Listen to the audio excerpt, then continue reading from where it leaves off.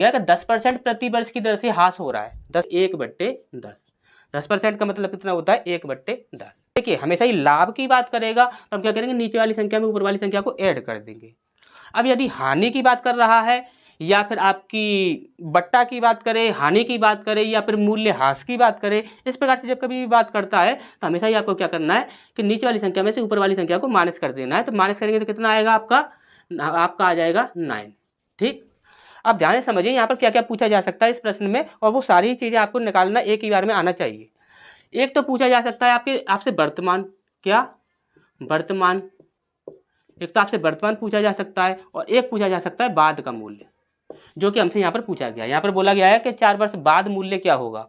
आपसे वर्तमान भी पूछा जा सकता था, क्या पता आपको 4 वर्ष पहले बाद, यानी कि 4 वर्ष पहले वाला आपको दे दिया जाता और 4 वर्ष बाद का आपसे पूछ रहा है, या फिर आपसे 4 वर्ष बाद का दे दिया जाता और 4 वर्ष पहले वाला आपसे पूछ लेता। कुछ भी पूछे तो आपको करना क्या है, यदि आपसे पहले वाला पूछता, क्या यदि आपसे पहले वाला पूछता तो आपको क्या करना था कि सीधा ही आपको 10 से डिवाइड कर देना था। ठीक, यदि आपसे वर्तमान वाला पूछता तो आप सीधा 10 से डिवाइड करके देख लेते, आपका आंसर आ जाता। लेकिन यदि आपसे बाद वाला पूछा जा रहा है तो यदि मूल्य ह्रास की बात कर रहा है तो 10 में से 1 माइनस कर दें, कितना आ गया 9। तो 9 से जो संख्या डिवाइड हो जाएगी भैया आपका आंसर होगा, और 9 से जो संख्या डिवाइड नहीं होगी वह आपका कभी भी आंसर नहीं होगा। और 9 का डिवाइड का रूल आपको अच्छे से पता है कि जो भी संख्या, कितनी भी बड़ी संख्या हो, उसके यदि अंकों का योग यदि 9 से डिवाइड हो जाता है तो वह संख्या पूरी 9 से डिवाइड हो जाती है। अब हमने यहाँ पर बोला कि यहाँ पर देखते हैं एक एक करके सारे ही ऑप्शंस को हम यहाँ पर देख लेते हैं। यहाँ पर हमने बोला 5 और 5 10, 10 और 8 18, यानी कि ये हमारे यहाँ पर कैंसिल हो गया। इसके बाद यहाँ पर 6 दूनी 12 और 1 13, 13 14 15 16 17 18 19, यानी कितना हो रहा है इसका टोटल 19 हो रहा है। तो यानी कि ये संख्या कभी भी 9 से डिवाइड नहीं होगी। अब यहाँ पर देखते हैं तो यहाँ पर देखिए, यहाँ पर हम क्या कर सकते हैं, 5 और 5 10 हो गया और 10 और 8 18 हो गया, यानी कि 18 आपका डिवाइड हो गया 9 से। अब इसके बाद हम देखें तो 6 दूनी 12 और 1 13, 13 और 4 कितना हो जाएगा आपका, हो जाएगा 17। तो 17 कभी भी यहाँ पर 9 से डिवाइड नहीं होता, तो ये भी हमारा कभी भी आंसर नहीं होगा।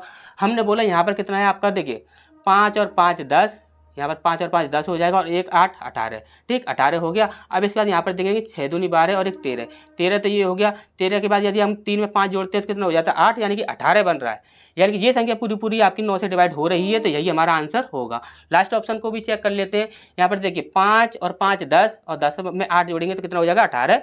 अब इसके बाद बचा क्या, 6 दूनी 12 और 1 13, 13 तो यहाँ से 6 और 7 में 13 हो गया। 13 के बाद 6 हम जोड़ देते हैं तो कितना हो जाएगा 19। तो 19 कभी भी अगर आपका 9 के पहाड़े में नहीं आता है तो ये भी हमारा कभी भी आंसर नहीं हो सकता। ठीक, अब आप इस प्रकार से यदि सेकंडों में आंसर दे सकते हो तो इतनी लंबी कैलकुलेशन करने की क्या आवश्यकता है। ठीक, अच्छे से समझ आ गया। इस तुक्का ट्रिक को यदि कोई भी काट दे तो गारंटी हमारी है।